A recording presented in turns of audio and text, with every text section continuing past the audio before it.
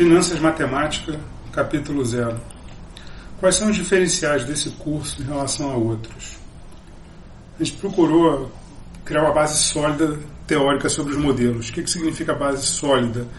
É apresentar a linguagem de probabilidade, processos estocásticos e estatística aplicada à modelagem de finanças.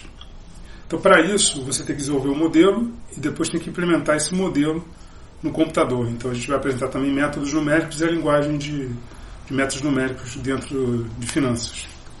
O foco desse curso é alunos de graduação do segundo ano. Então, a nossa ideia era pegar um aluno que tivesse alguma maturidade matemática, do tipo, fez um curso Cálculo 1, Cálculo 2, foi apresentada a estrutura de prova, lema, teorema, definição, essa estrutura formalizada, que é o que a gente vai fazer aqui nesse livro também, mas não precisa ter nenhuma formação mais específica do que isso, que o material é todo autocontido. Um dos riscos é que um curso de finanças facilmente vira um curso de mestrado e doutorado, porque a linguagem pode ser bem mais sofisticada. Então a gente procurou algo que pudesse ser acessível a partir do aluno de segundo ano, e é muito bom também para o aluno de terceiro ano, enfim, quarto ano, etc. Mas ter essa base anterior.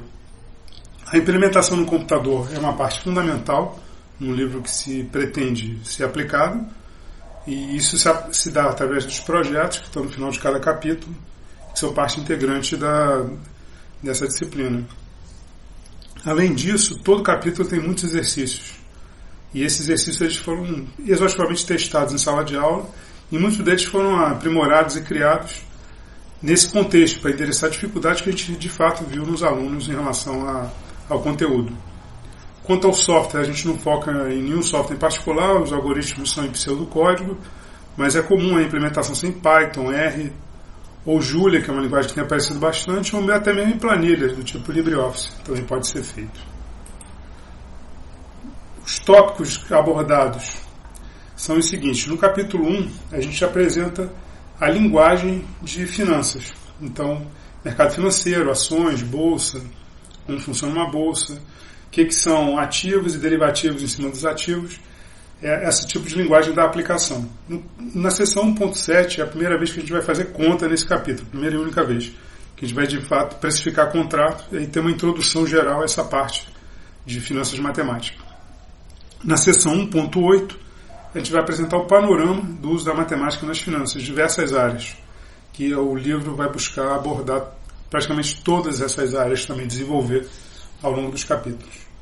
No capítulo 2, a gente vai focar em opções europeias, que é um tipo de contrato financeiro, e vai apresentar um modelo de preço de ação e a precificação desse tipo de contrato dentro desse modelo, tanto no modelo básico quanto no modelo de vários períodos. Então esse é o capítulo 2.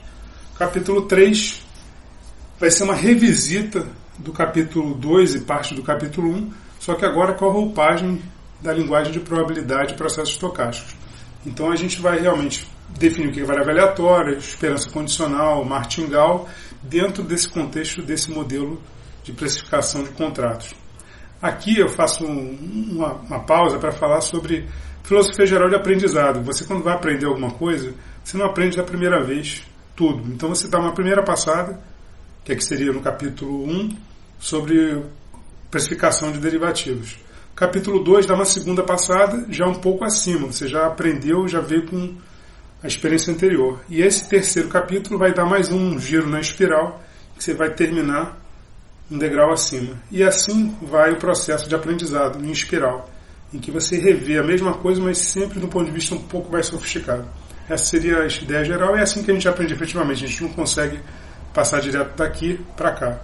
Tem que passar por pontos intermediários de aprendizado, de sofisticação.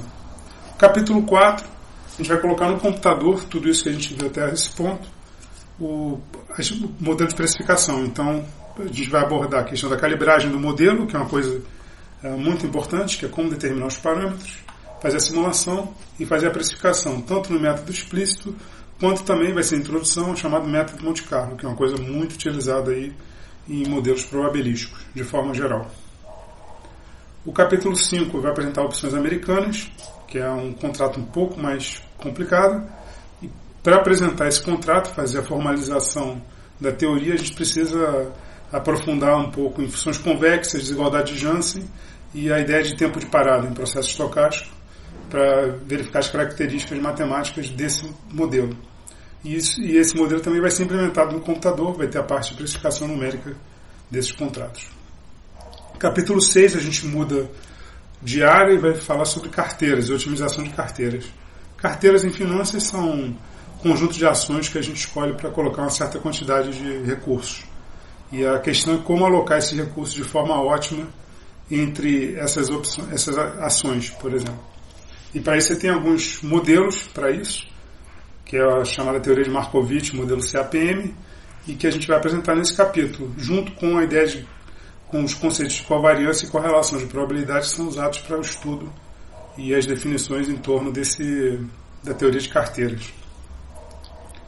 Capítulo 7, a gente vai falar sobre análise VAR, que é Value at Risk, que é o valor que está em risco numa certa aplicação, é ver o pior caso, tipo, quanto que você pode perder no máximo fazendo aquele tipo de investimento. E a ideia é fazer essa análise de risco envolvido naquela aplicação.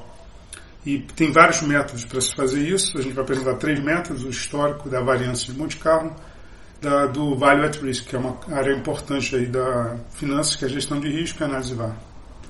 Por fim, fechando, nós vamos apresentar um modelo de taxa de juros e a ideia de estrutura a termo, que é juros. Você tem uma visão hoje do como vai se comportar os juros no futuro, chamado de estrutura a termo de juros. E tem um modelo de taxa de juros que permite fazer esse tipo de modelagem, que é muito importante para investimentos de longo prazo.